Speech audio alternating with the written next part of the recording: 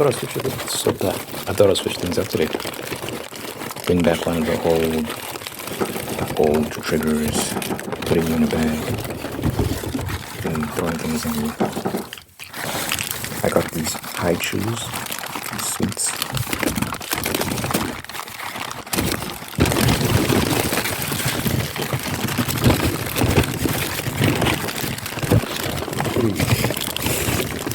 Tasty that way.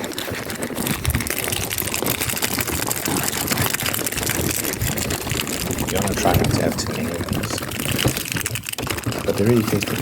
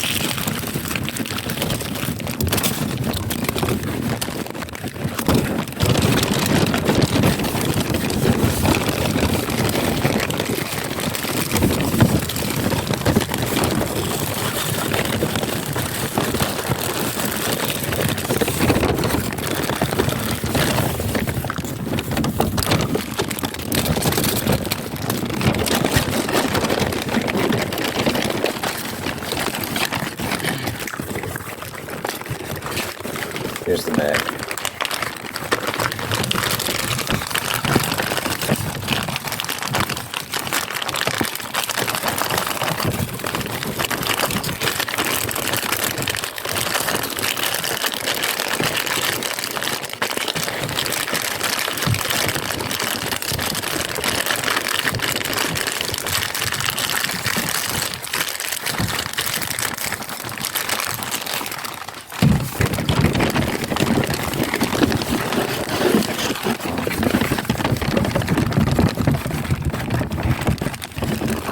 I was thinking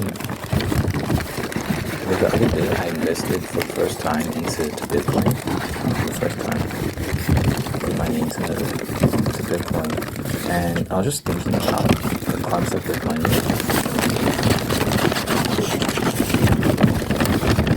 and how the current system is so broken.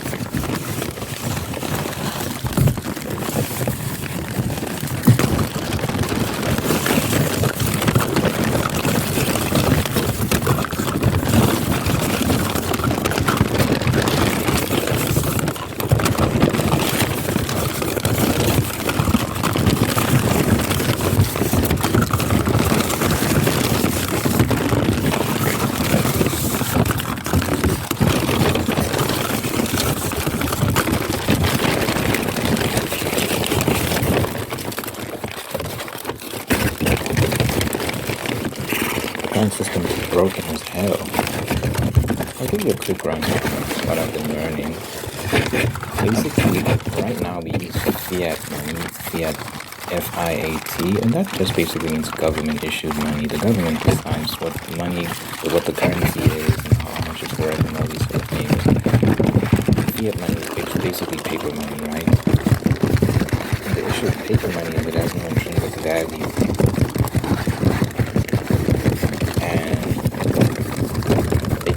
At will, and because it exists in pretty much infinite quantities,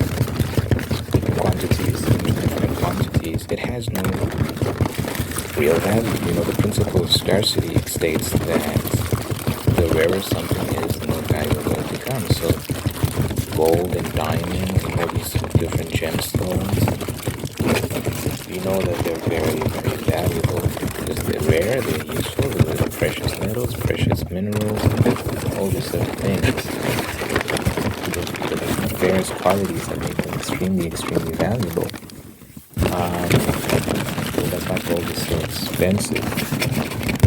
And we used to trade in gold and other metals, and they existed in finite qualities, so you'd know that okay, we're trading in gold, therefore you can track our usage of this gold. If you don't have that much of it, therefore we can't be really nitty how much gold we spend and all that sort of thing. I'm not saying we should go back to necessarily trading in gold. I don't know if that'd be practical, but I'm just, it was way better of a system than that we have now. It's not like we're just trading exclusively in gold or other ways to trade as well, but the idea is right now we're using the government can print at will, and it can cause all sorts of inflation when they do that, and prices go up, and your life becomes harder. And because they can determine the value of money, it means that they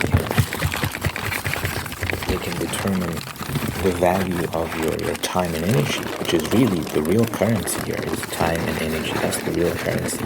You put in time and energy into your work, and you get paid for your work, right?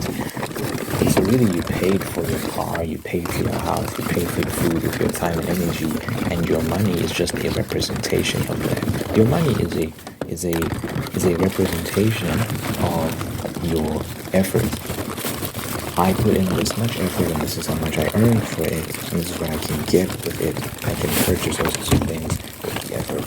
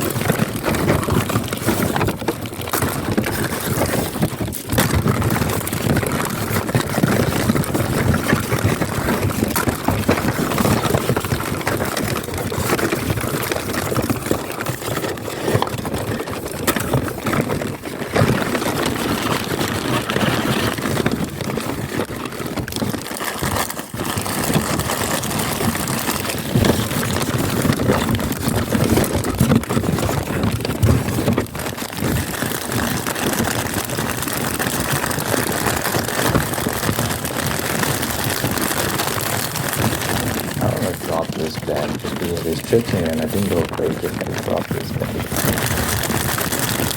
But you can enjoy these sounds though.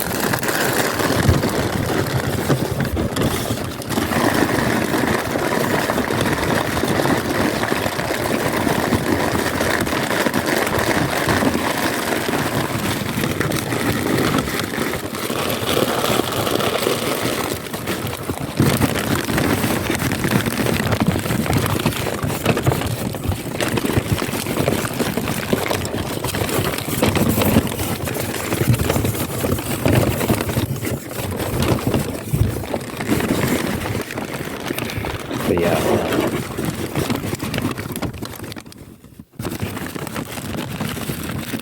they essentially can decide how much all that stuff is worth. Therefore, they can decide how much your time and energy is worth. Remember I said your time and energy is the real currency. Yeah, that's the real thing that's valuable that you get paid for, that you pay with. So now what happens when the government says redetermine how much that is worth? You see things like, people always talk about how generations prior to us could afford houses at much lower prices than we can right now. They pay, like if you use the American concept, a few $1,000s for a house. Now it's like hundreds and thousands of dollars for a house. It's insane. You go to certain places like California, they're paying upwards of $900,000, which is absolutely unbelievable for like the smallest, most unimpressive homes. Same thing with places like New York, which is notorious for its highly expensive real estate. But some places might charge you $300,000, which is better than $900,000. But it's still different from what they used to pay. Let's say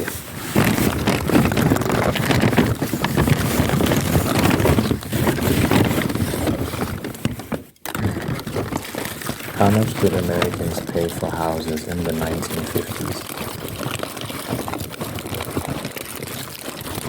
$7,354. $7,354. I want you to think about that. That was the average price of a home in the US in the 1950s. So let's say average price of a home in America in 2024.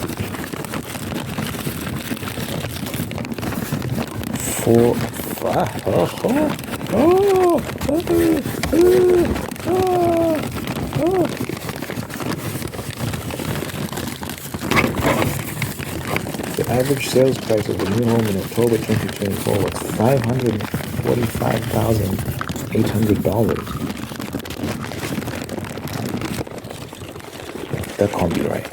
I mean, of course it is. Of course it is.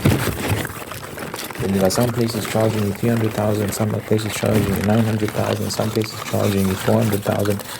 Yeah, makes sense that it averages out to like that is terrible. That is absolutely terrible. So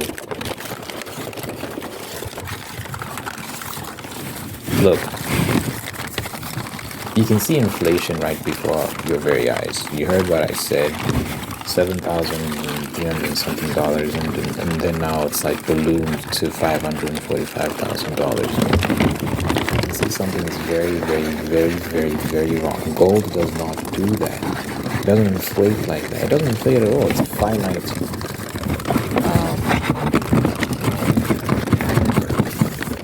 resource. It can only appreciate in value, right? If anything. So we use this paper money system where inflation is on the rise. Things are getting more expensive, not less.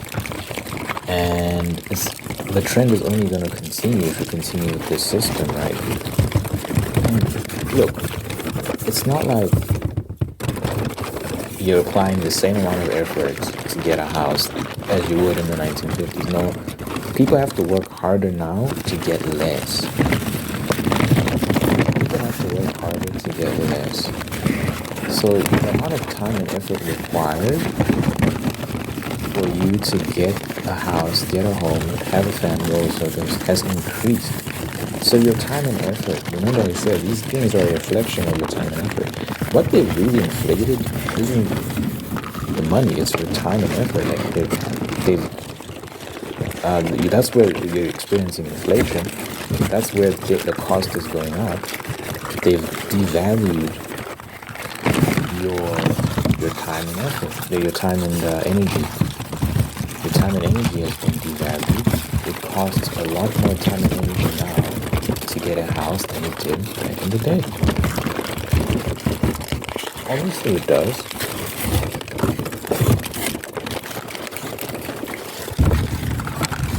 just not sustainable. Back in the day, one income was enough to support an entire household. The father would go out and work, he'd bring back the bacon, as they say, bring home the bacon, pay for his life's expenses and her lifestyle, pay for the children, their school fees and whatever the hell they were doing, pay for the home, the utilities, and you can take the family out for dinner. All of this on one income. Imagine doing that today. Forget about it. Are you on crack? Now you're paying $545. It's expensive. It's so expensive. It's so ridiculous. And you're getting stiffed in the bum. I gotta tell you, that's exactly what's happening. You're getting bent over and rammed, and you gotta look up people. So I'm like, this paper money system is a scam, and it benefits a select few people, because what ends up happening is that the resources end up pooling towards a concentrated few. And it's not always your fault. So here's the issue, and here's where people kind of lose the plot a little bit. You start blaming like really rich people that are really successful, blame them. And you're blaming them. Who you need to be blaming is the government, because they're the ones who set up the system. It's not Jeff Bezos' fault if he flourishes under the current system. I don't think Jeff Bezos would be nearly as rich as he was if the system was fair. Not to say he hasn't earned success. I think Amazon filled the gap in the market and he got rewarded for that. People get angry at rich people. I'm not one of those people. I think the market rewards you for giving it something useful. That being said, you do have a system that it's not balanced. It's not fair. So some people benefit more than others. And it's not always that person's fault. Again, just by virtue of owning real estate and owning all these businesses, he's kind of shielded from a lot of this inflation, because when you own the real estate that people are buying, are paying unbelievable amounts of money to rent and live in and all these sort of things, yeah, you're going to get richer while everyone else kind of, gets poorer, because you kind of found a way. Maybe you inherited land, maybe you had connections, or by whatever stroke of fortune you experienced. That it's never purely hard work. There's always some level of favor, some level of luck involved, fortune involved in success, There's always something to acknowledge. But yeah, it's not these individuals' fault necessarily. Some people are gaming the system and doing criminal things, of course. Yeah, that's not everyone. I mean, just some people are just rich because they worked hard. Number one, and they provided services that were valuable. So don't be a hater. Don't hate on rich people for no reason. A lot of people like doing that. But also, hey, it's just the way the system is set up. Don't hate the player, hate the game. Again, they're not doing anything immoral. They're not doing anything illegal. It's just things. If you just happen to be at the right place at the right time and you end up benefiting from that, how can you do that? And people can say that they should then give away their wealth. Yeah, would you? Probably not. And who's to say they're not doing that? I think they give back in many ways. They create jobs. They give to charities to do this. They have foundations. They do a lot, but people want them to give away the majority of their wealth, which is ridiculous. You wouldn't do that if you're in that position either. So you don't do that now. A lot of people will say that, oh, if I was a millionaire, I'm very generous with my money. You're not generous with your money now. Realize. Because there are people who are way worse off than you. Way, way, way worse off than you, and you're not giving them their money. So I think people need to be honest about how generous and pure they are. Anyway, that is another discussion. That is another discussion entirely. I just think the way the system is set up, it benefits a few people. So we're living in a time where a lot of the rich folks are getting. Look, our historical standards, we still have it pretty good. We still have it pretty good, because the poverty rate before the Industrial Revolution was like 95%. And I think that's hard for people to fathom. It's hard for people to fathom that people were like objectively poor. They lived below the poverty line, like abject poverty, and the infant mortality rate was sky high. Let's just say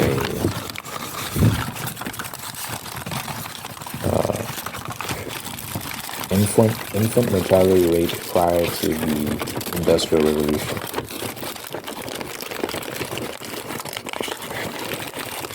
Between 150 and 250 per 1,000 births. So 2/10 of the population would die.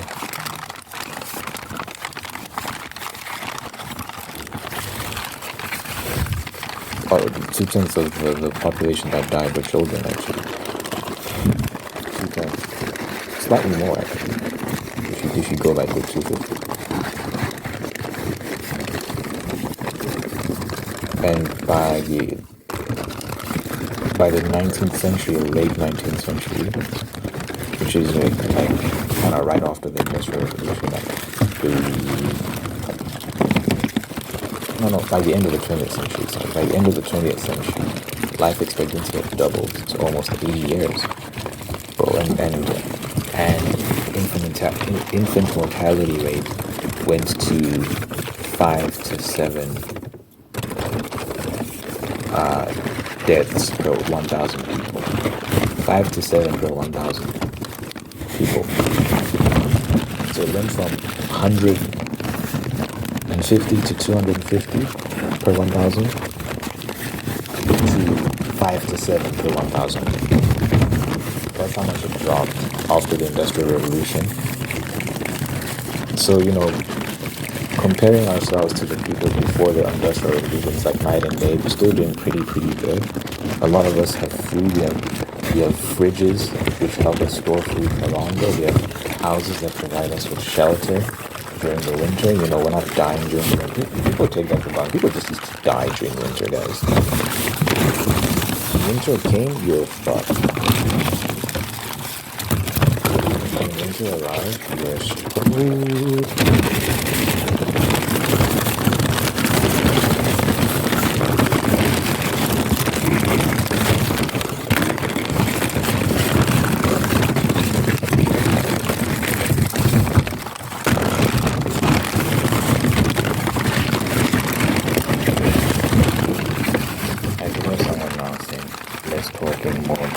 Listen, you should know by now what this channel is. You should know.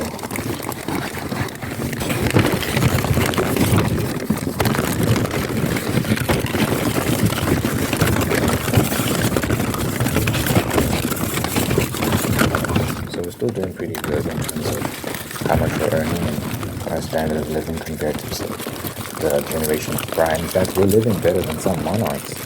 Like you in the middle class, or even like if you're lower middle class or whatever, you're living better than a lot of rich people from back in the day. Think about all the amenities you have access to, all the food and the variety of food you have access to, and the type of level of medicine you have access to, and your life expectancy, and your ability to travel, and all these sort of things. You can take trains, you can take cars, you can take buses, you can take planes. They transport you great distances in record-breaking time. Like if you just try to describe this sort of stuff to people from back in the day, they would say it's witchcraft and they're burning up the state. So you're talking nonsense. And you've got this little smartphone that gives you unlimited access to all the information the world has to offer. What do you care? You're rich. You're wealthy. You're extremely wealthy by historical standards, and people need to be aware of that. But just take that in and be grateful. there's a lot of ungrateful people who refuse to just take a moment to think about these things and like, you know what, I'm doing pretty good by historical standard. There's some people who just refuse to do that because they always see the negative. They're incapable of seeing the positive in things.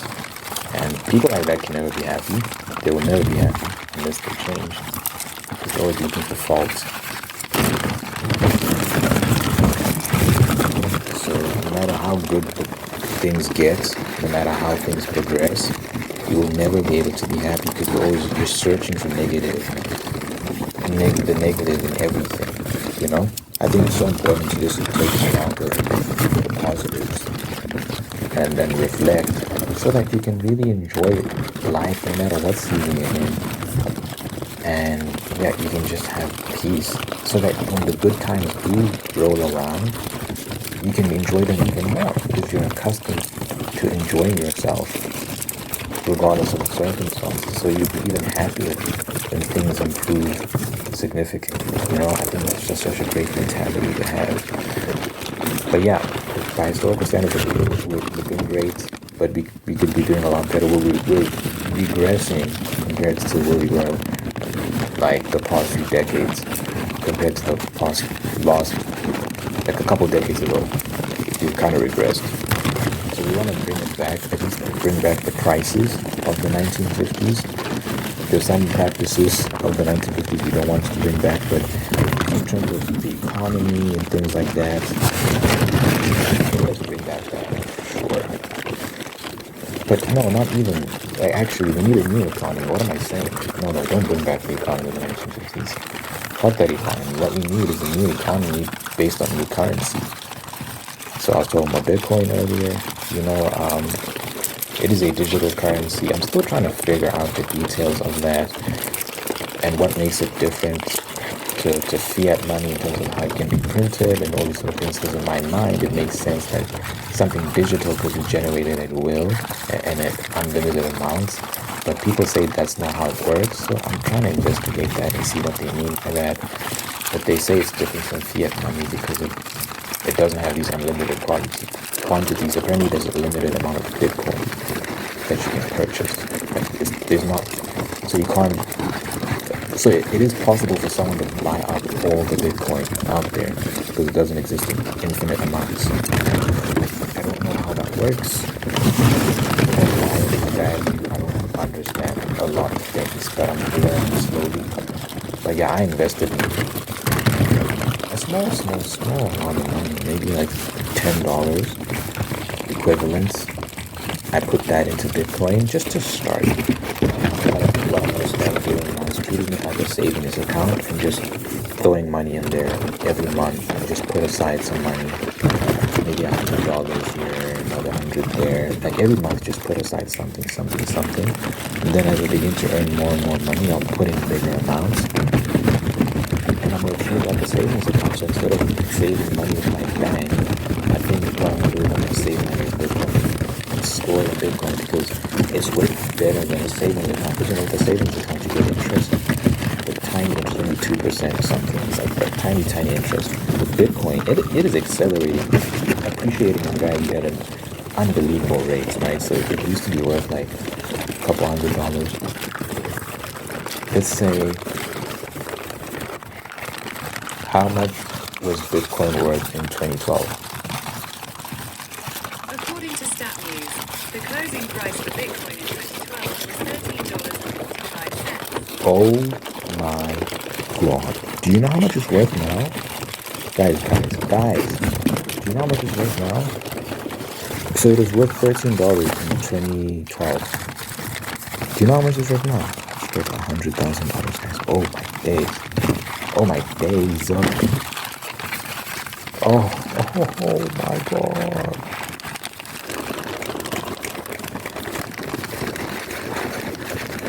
Isn't that like almost a 10,000% increase? Let's do the maths. I don't know. I'm embarrassing myself.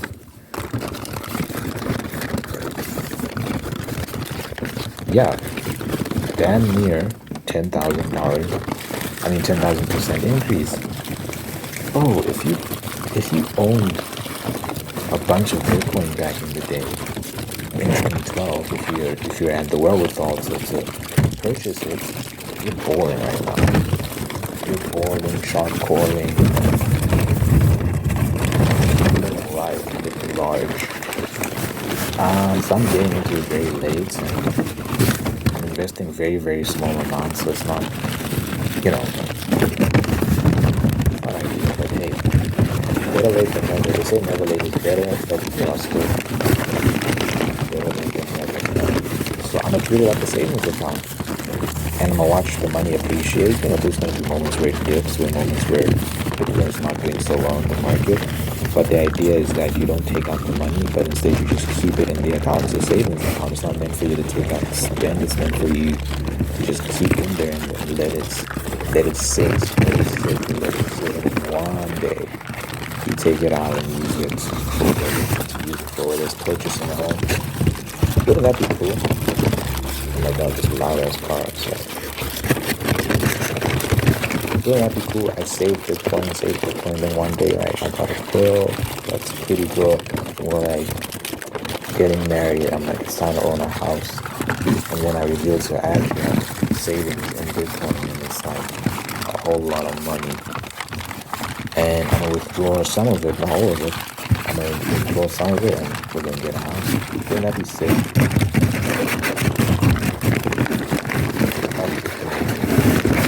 So that's what I'm going to do. This is not financial advice, by the way, please. I did research on this, and I'm going to continue to do research on this. So that's why I feel confident in making some of these decisions. You, on the other hand, I think you should do your own research and come to your own conclusions, whether you can make this one or not. It's complicated. Nothing is guaranteed. Nothing is certain. So, you gotta be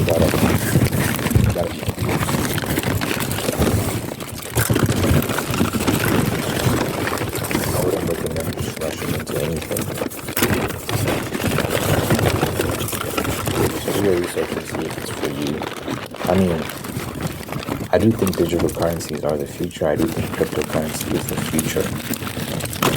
And it's going to save us from this broken system.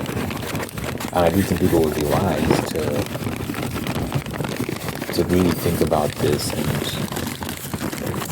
just take stock of that. But don't rush into your own research and make your own decisions based on your findings.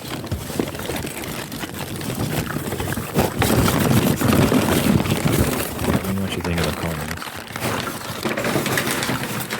Let me know what you think in the comments. Now that's great. And my videos to your Father God.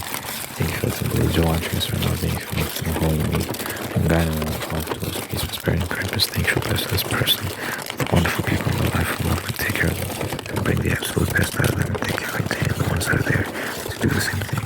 Thank you for blessing this person with love and marriage and sustain that love and marriage and making you very, very happy. Thank you for blessing this person with a spirit of gratitude so they can give thanks for all the wonderful things in their life and making thanks and have peace, content, and attract even more blessings.